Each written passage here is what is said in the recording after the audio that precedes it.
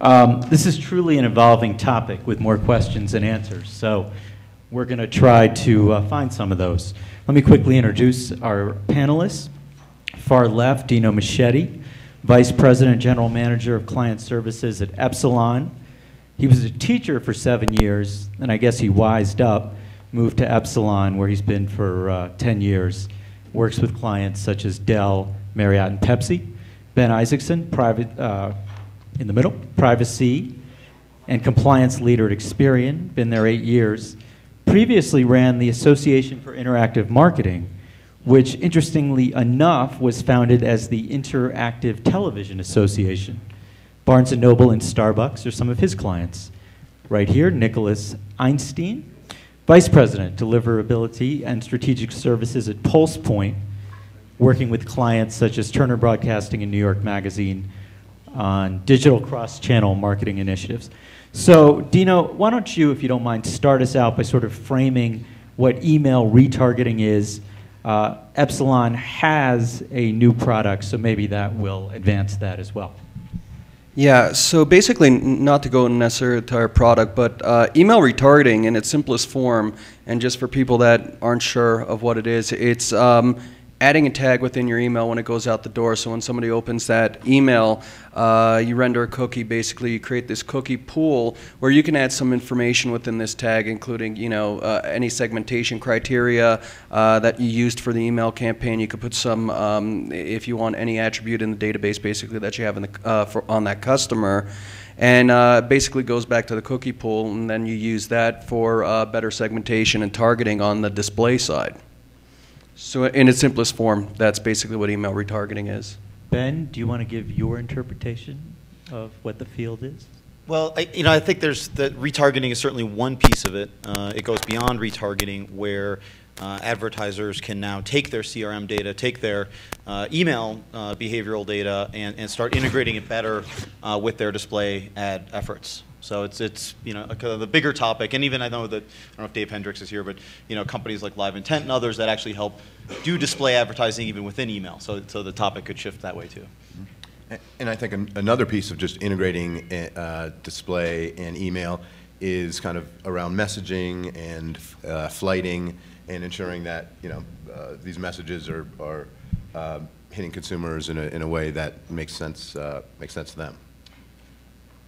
Nonetheless, it seems as if this field is struggling where clients aren't necessarily embracing it as much as they might be able to. Do you have any thoughts, Nick, on any hesitation there? Sure. And I think a lot of people have started integrating across other channels, social, obviously the panel before us or earlier, and a lot of people are integrating across search. I feel like how many people right now in the audience are even connected with the search group or interact with the search teams? So I think, and earlier we hit on it a little bit in one of the earlier panels. Email grew up in a pretty siloed environment, but a lot of these other digital channels grew up in a pretty siloed environment. And so in order to really effectively integrate across channels, it takes people, it takes process, and it takes technology. I feel like the technology now is coming, is going to be available. It's out there now. The people and the process and how to really get internally aligned to be able to execute some of this stuff are still, I think that's still a big challenge. I want to kind of pick up on that question you asked. How many people here are actually engaged in display advertising as well as email? Okay. How many of you actually own display advertising? So how many other people who didn't raise their hand are sit near somebody who does display advertising at your company? So we've got a pretty good distribution here. I think that's the first piece is, maybe just by osmosis, are you hearing what's going on in the display advertising space? I mean, you have to live under a rock to not see what's going on in the online behavioral advertising industry the last couple of years. And now what we're just trying to talk about here is connecting the two groups together. Sometimes it's the people in the room, most of the time it's not. I suspect next year at this conference, there will be a lot of the ad retargeting companies and the DSPs and the others that power the OBA industry here trying to get the emailers to do the same. Dino, do you agree that next year we'll see a different makeup?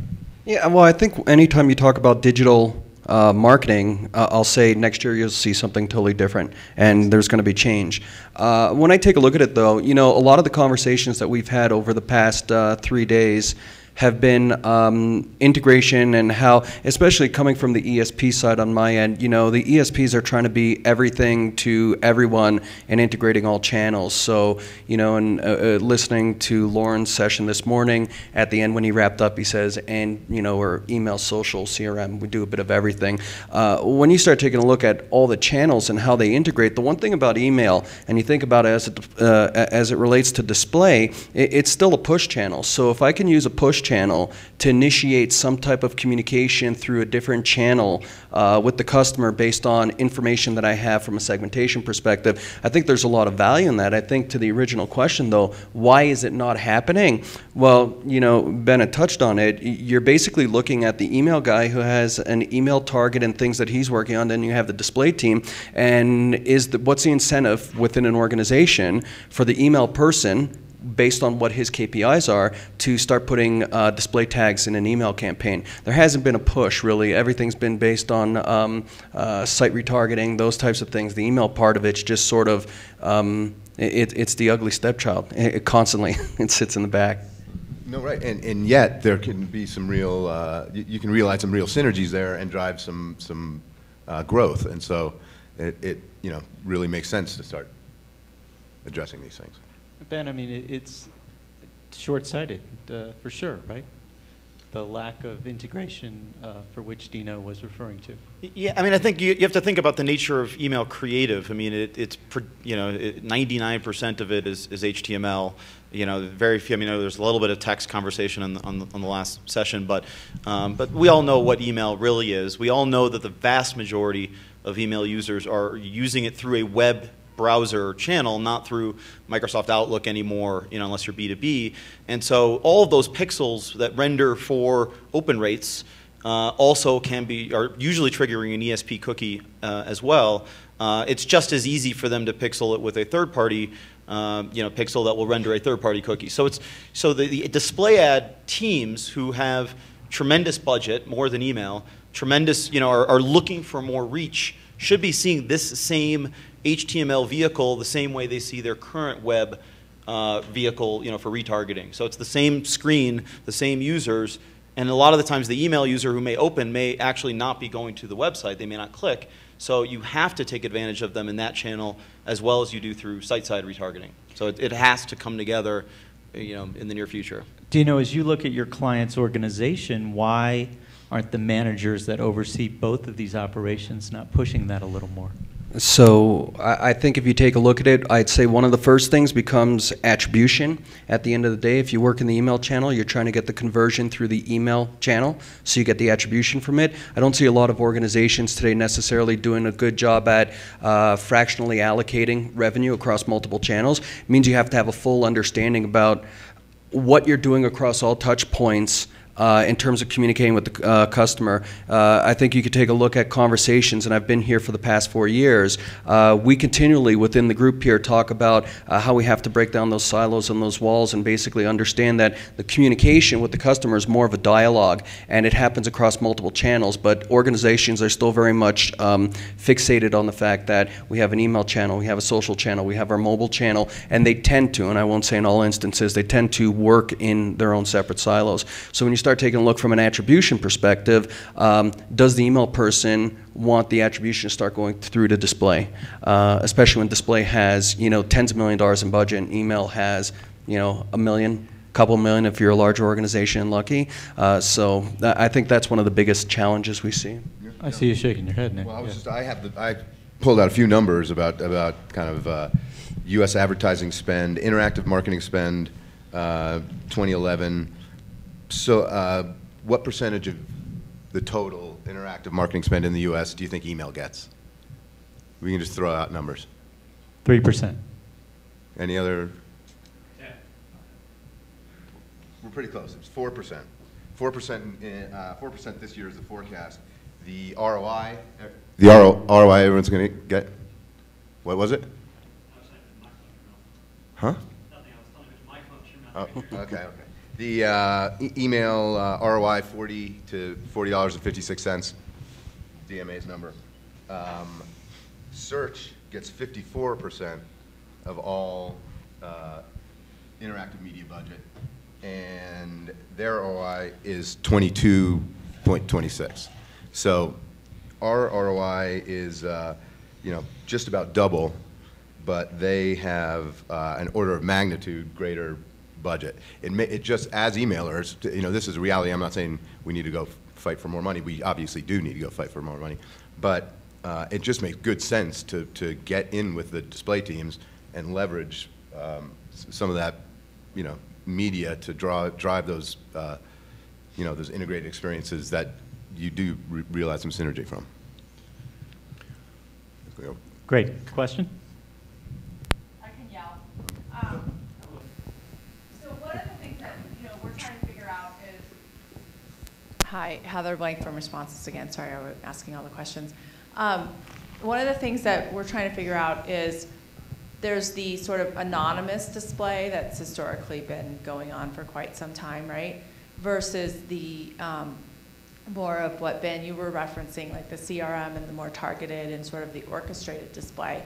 Are you seeing clients pull from the display budget to fund that? Or is that coming from the email budget? Or is that a net new bucket? Like, how are you sort of working with clients to finance that slightly different type of display advertising? I think we're working on the direct mail budget still in a lot of cases. When we're talking about direct marketing using display ads, through like addressable advertising, and I guess what you really want to do is split the conversation into three different buckets. There's the retargeting conversation, which is where we kind of started in this piece, and I think in a simple logical explanation, it should perhaps be tied in with the email budget, or at least on the site side retargeting display budget. So that's one piece of it, and then there's the pure ad network, addressable audience that companies like mine and others have built, where you can pull in some of your CRM data, pull in some of your other your other data assets and models and whatnot, and try and target them using your traditional display media. And then there's what's been going on with the portals. So each of the portals has a varying degree of addressability using their data that may be overlaid with ours or other providers that you can do, again, CRM-based targeting or modeling, or even some of the proprietary data sets that they may have with behavioral and whatnot. And so really all that's predominantly coming out of display, but again, what we're talking about now is really a new era of direct marketing, because we're using modeling and things that come from direct mail. Certainly some of the online display people have done it, but a lot of the people that we've been talking to are some of the traditional direct marketing people at the top C-level who get it and are now trying to convert some of that same analytics intelligence into display where it historically hasn't been. So it's an evolution there. Yeah, Heather, I think to that point also, so agreeing that it's coming out of the display budget, it's coming usually, and depending how the type of organization, it's coming from a CRM budget or an analytics budget as well. If you take a look at, and just as an example, there's a major retail client of ours actually that's looking from a display perspective in terms of how to get to the next level. And the next level is, typically you're working with a DSP basically to optimize your spend, but they're coming to us, they're coming to clients, other vendors, data vendors, the Experience of the world and the Axioms of the world, saying it's about the data. And so we want to partner with somebody, not necessarily, we don't want to partner with a DSP when we start talking about display as much. We want to partner with a data vendor and really start leveraging and overlaying data and really getting an understanding of the customer. So when you start taking a look at it from that perspective, it's really that CRM overarching budget. A lot of it's coming out of, if you have an analytics budget or a team doing analytics, it's coming from them as well. Yeah, and I've seen an instance of it come right out of search. I see you nodding your head as well, Ben. Let me ask a question to the audience. How many people here are familiar with the acronym DMP? Okay, so data management platform. There's actually a conference right down next door, the Stein Erikson going on about DMPs, I think, starting today. And I think to Tino's point, where we're seeing the migration go is away from just traditional display ad budgeting and identifying target audiences into a DMP landscape where you can actually manage your CRM, your de-identified anonymous CRM based users or other models and attributes that you can layer on from outside data providers in a separate environment. And so these environments then connect to the DSPs and the other ad networks so that you can take that data set and target out across the web, not just with any particular one vendor. So that's where I think the evolution's going, and this may be a little bit farther on than this conversation, but I guarantee next year we're going to be talking about the integration of ESPs and DMPs together so that you can migrate behavioral and CRM data out of the email channel into the display ad channel. A lot of you raised your hands when the question was asked about, do you know what a DMP is? So does anyone have a follow-up question to that? Well, we'll move on. So without being overly promotional, Dino, it may help if you do sort of explain the new product your company has with retargeting in such a way that people may be able to get some learnings out of that. Yeah, sure. So I'll take it out because I think a lot of ESPs can probably do the same thing, so I won't talk specific to an Epsilon. I talked when I first opened this up, at its most basic form, a phase one, let's say, is just basically getting those tags in the email. And there's been a big push over the past, I'd say, 6 months within our organization to get all of our clients at least just tagging the email so we could start to create the cookie pools. So if they were to decide to move forward and integrate the DSP basically into this cookie pool or pass it over, they'd have the information to do the targeting. So that's the first phase of it.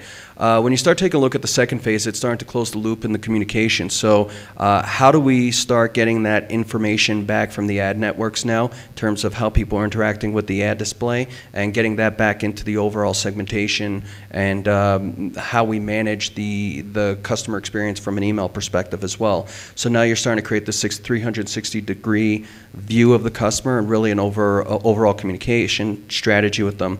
The last part really comes down to the whole DMP and talking about how we're leveraging data and data assets. And I think, not to promote us, because like I said, Experian and Axiom have the same wealth from a data asset perspective, but leveraging the data assets that we have as an organization to overlay on the display side basically and get a much better targeted message out across display for our customers.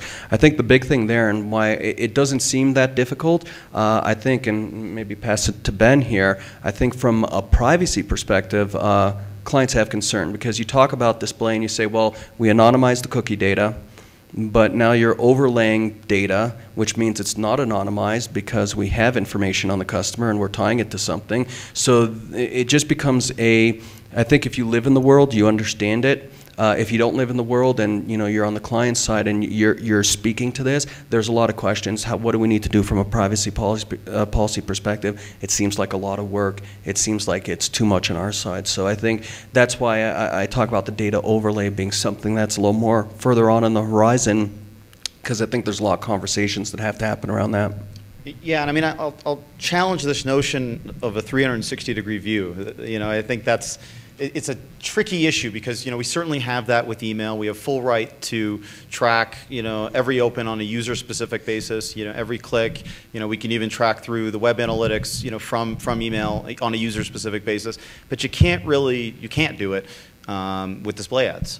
So once the pixel fires and you move into a display ad world, even if you're passing off certain segmentation, or certain information about what that user's demographic is, or what maybe their CRM attributes are, you're not passing off PII. So once it goes into display ads, it has to be anonymous, has to be, has to stay that way. And so that's where this whole notion of the DMP comes in to help manage all of that information in a truly kind of third party, out here in a trusted, privacy-centric world where yes, you can pull out analytics information, you can pull out attribution based on what the segment is or what the information about the types of users are, but you're not going to be able to pull out this particular user saw that particular ad based on that particular click-through from that email. You can't connect those two dots.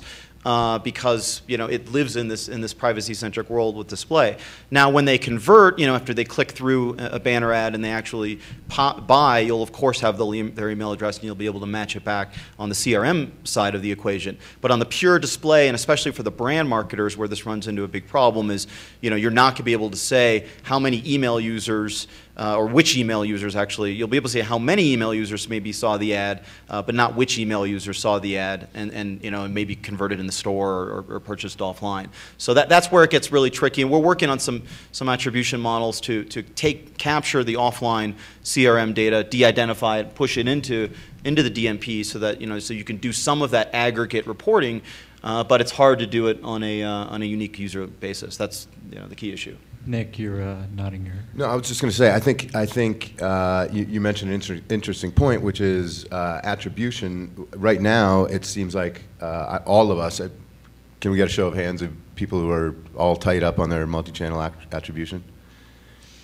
Yeah, it's a very difficult thing to make happen, and it causes us in many ways to make some poor media decisions and maybe undervalue some channels and potentially overvalue others. I really think that with kind of the real push towards kind of integrated multi-channel in the past couple years, these attribution companies are going to be popping up left and right. There are a few now, but I think there can be many more to help us, figure out which specific campaigns are working in which specific channels and how best to kind of how best to optimize those and then procure media based on those learnings. So there are only a few of those companies. There are a few companies, and they operate in different ways. One of them is called Clear Sailing. Another one's called Convertro. But I think there's probably going to be many more. Dino, should I start one? And is that a good I think it's a great business to get into. Yeah. Yeah. Go out there. Well, I think from an attribution perspective, from a marketing perspective, as you put together your creative brief, especially from an email perspective, how many people within that creative brief are also putting in or have a tie-in to what's going on in social, specific to that program, what's going on in email, what's going on in mobile, what's going on through display, what's going on through search, what's going on from a website perspective and analytics perspective. How many people are overlaying all of that? And it's probably very few. And I think that's the biggest challenge is how are you going to get to an attribution model when I don't believe, and I'm making a general statement here, I don't believe any organization really has a true grasp because there are so many channels that we're communicating with our customers on. I don't think anybody has a true grasp in terms of what's going on at what time and how many communications have gone on a particular day to a customer across the board. And I think that's where attribution becomes very difficult because I don't think anything's fully consolidated. So I sit here and talk about 360-degree marketing, being able to get a consolidated view of the customer and choose the right message, right channel, right time. I think it's great to talk about. I just think we're so far off because of how organizations are set up. So hopefully next year. Well, but you can still take the same segmentation schema that you do for email, and you can do it with display now. You can do it with mobile. Mobile's certainly rapidly coming up. So in a pure outbound, let's target the same types of users with the same types of offers. We're there. Even with TV now, we're able to do it. Where Bill and I were working on this thing 10 years ago. On addressable TV advertising, it really does exist now. And so you can, for the brands, they can really take those same types of creative, the same budgets, and start to push them out. Yep. At least proactively. And now we are able to start pulling in the siloed data sets, whether in a de-identified way or in some cases a pure CRM identifiable way, to give them attribution reporting on who maybe saw that TV ad, or the types of people that saw that TV ad in that region, and what the conversion data matches up to, even how it maybe matches up to email if you're doing local targeting. I'll say you can do it. I agree you could do it. I don't think it's being done, and if it is being done, I don't think it's being done well. And I think that's the difference. It's all there. you have the ability to do it. But that means that you have 7 teams that have to talk to each other in an organization as they launch their campaigns, and put 7 people together who all have a different idea in terms of how they should segment specific to their channel. And you see how difficult that becomes. And so I think, I go back and I had conversations, in presenting 4 years ago and talking about, when you have a CMO who oversees all the marketing, he gets the vision, but then he pushes it down to a channel, and everybody has a different vision within the channel because of the way they set the goals up. And I think that's what's going to have to change. And we could be here in 3 years from now saying the same things, saying, yeah, everything's siloed still, but until that overall view of how things happen changes, the data's all got to be there. Let me just stop you, because coming to these things for years, the word silo seems like it will forever, to your point, come up. Do you guys agree? I mean, it's just one of those words. And maybe that's inevitable. I mean, maybe there always will be those silos, but it just seems to be something that's talked about and will be in 3 years, as maybe you indicated. I think there are definitely some reasons why organizations operate in silos, from corporate structure reasons, and that work for them. I think, and I'd be interested in your takes, I feel like a lot of newer companies are kind of potentially flatter, potentially more open, and potentially have less issues with this. Without naming a client, is there one that's flatter, and that you can describe how their organization is prospering? What I will say is this, and not to go client specific, what I'll say is, to what Nick said, I think newer organizations that are more nimble tend to do a better job. I think, and I'm going to be disparaging to CMOs here in large organizations, probably just a little bit. Traditionally, if you think about the demographic of a CMO, it's somebody who's grown up on the agency side or in the ad world, where you were marketing through traditional media channels, print, television, radio, and now you have 35 different communication channels, and it's hard to grasp the fact that how am I going to coordinate 35 different things? So younger company, younger CMO who lives this world and lived and breathed digital for 10, 15 years, probably gets a better view of it and says, yeah, I understand how we have to bring it together. I think it's tougher in a larger organization where things have been set up to be successful based on these silos. It becomes a little more difficult to change the whole infrastructure. So I want to bring this back to display a little bit. I'm truly fascinated by the conversations taking place in this DMP world, and I think we spent the 90s, in the 2000s talking about CRM as the holy grail, and CRM just focused on just the customer, whereas the DMP focuses on the media, focuses on how do you connect behavioral or other data to a user out there via this. Right now we're talking about display advertising, but the concept of the DMP lives agnostically to what the media is. So it can be email, it can be TV, it can be mobile, it can be everything. It can be the hub that has all these different spokes, and we're seeing the first volley in the display ad space, and I think it's really taking off, where you're funneling in your CRM data and you're funneling in all this other behavioral data into this third-party platform that lives a little bit separate, completely separate from the CRM database.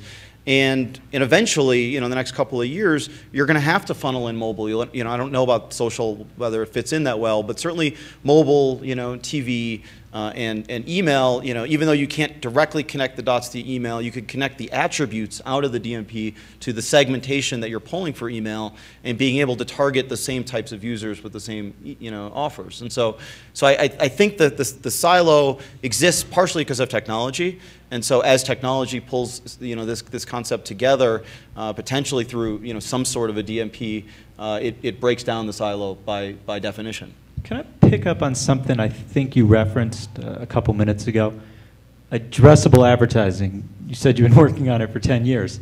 A lot others have too. It's starting to come to fruition, still a little scattered. Were you indicating that even that, which has been slow to market, was ahead of something in this space?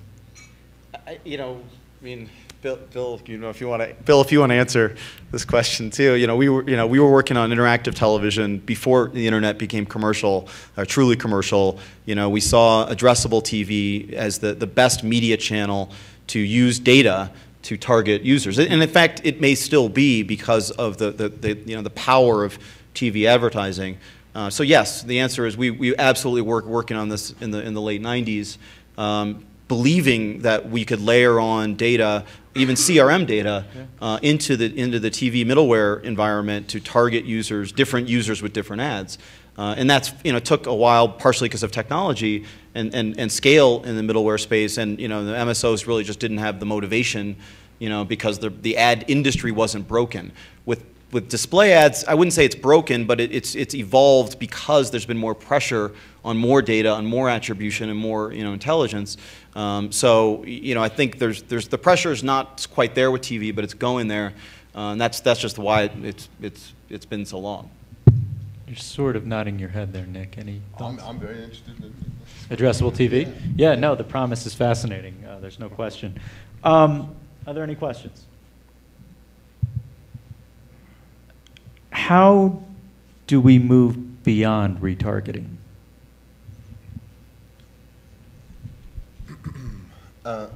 Stumped? No. Wow, what a question. How do we move beyond retargeting? I think, and this is, going back, if you want to talk to DMP or whatever the platform's going to be that you call it, I don't think it's moving beyond it. I think it's more going back to right message, right channel, right time in real time. And I think that's where we talk about it. That's where the industry is going to move to. And I think we all see that. You typically, the analogy I use is traditionally from a marketing perspective, you're pushing a message out to a customer, and it's typically, I'm trying to sell you something. So I say, you go to a party and think about seeing a friend or an old schoolmate at a party, and every time you see him, he tries to sell you insurance. Hey, Dino, how's it going? I got this new product for you for insurance. It's great. And eventually I walk into the party and it's like, I try to avoid him, right? And I think marketers are starting to get to the point where if you're just mass blasting your list or you're just mass advertising, there's no coordinated effort, they start to feel like the consumer's going to walk away and say, you know nothing about me, you don't care about me.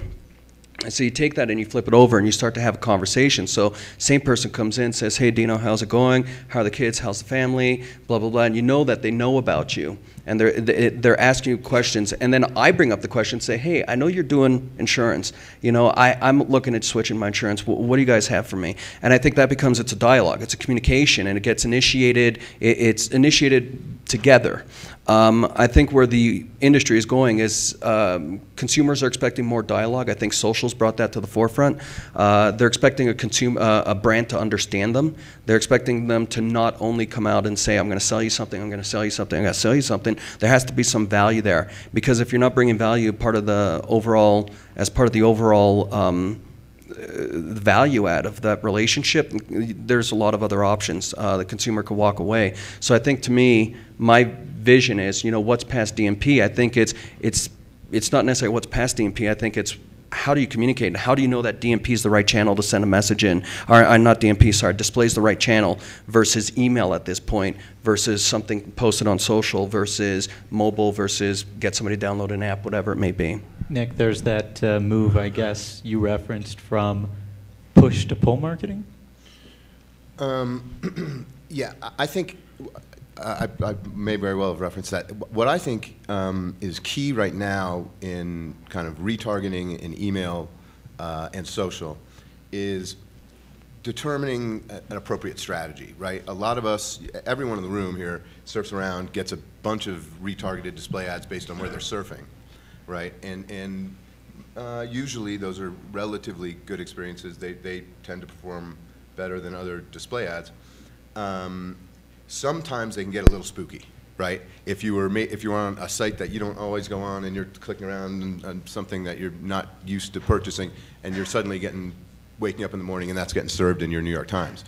And so, I believe that when these data are taken out of your email program, when you're able to target people based on whether they're converting or not, or taking whatever actions they're taking, we want to be very careful about testing very carefully and and ensuring that we're not really freaking people out. Right. I was going to say, when the word spooky comes up, someone who carries the title privacy and compliance leader might have a thing or two to say. Yeah, so I want to address the first question, which, and then I'll kind of jump into this personalization issue. I think the first question is what's beyond retargeting, and I think I'm going to provide a very simple explanation for this group, which is what do you do with people who don't open your emails, who don't read your emails? And we spend a lot of time in deliverability talking about what do you do with the inactive users? Do you shelve them and not email them anymore? And there's a lot of discussion about that. You know, some of it's accurate, some of it's hooey, which I can talk about separately. Or the Della, where you email them to death, but even if they're not opening, because the subject line may resonate, you know, but whatever. So you've got these inactive users that you can target with display advertising, but it's not retargeting, right? Because they haven't opened your email, so you can't pixel them. That's where addressable advertising comes in, where you can extract that email file of non-openers, of inactives, and you can even go so far as to say people who have unsubscribed, people who may have complained, you want to net them out of your ad spend, you can do that too. And target these users, these inactives, as, you know, with recapture display ads. Where you can, you know, target them using addressable advertising in a, you know, de-identified aggregate way. You know, this is a group of people who haven't opened. Now, you're never going to know if that particular user, again, clicked on that, you know, banner unless they, you know, maybe if they purchase, you'll get that attribution. But again, there's a unique opportunity to layer on, you know, email, I guess, non-behavior into the addressable advertising world, especially if you have email non-behavior plus CRM data. So you know these people are buying from you in the store, you know they're on your email list, but you just can't get them to read your emails. So this is another channel for that. As far as the personalization goes, yeah, that's a big issue that's coming, I think, especially, you know, as we see more CRM data layered on for display ads, it gets, you know, and more behavioral data layered on for display ads. You know, you have to look at these, you know, the creative, you have to look at the targeting scheme as a consumer. That's the best thing I could offer, and then have, you know, hopefully, you know, moral compasses around the office that you can bounce it off of. I tend to have to be that at my office. Nick, you have a moral compass. No, I certainly do. Yeah, Okay. you can just bring it to me. Yeah. I saw you nodding your head. Did you have a follow-up to that? Okay. I was going to ask, you know, so with privacy, you know, your clients are the blue chip of the blue chip. I would venture to guess their concerns about that are significant.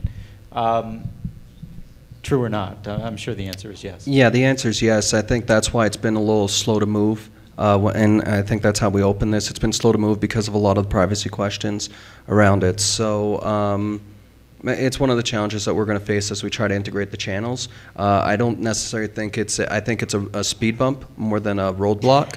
But, you know, that's why it's taken, you know, in some cases up to 6 months to get to the point where they're integrating the tags. But we're there at this point, so which is a good thing. And I think, is everybody here familiar with the DAA and their self-regulatory principles? Is anybody not familiar with it? Anybody not seen the ad choices icon in a banner ad? So I think everybody's familiar with the ad choices, in-ad notice and choice.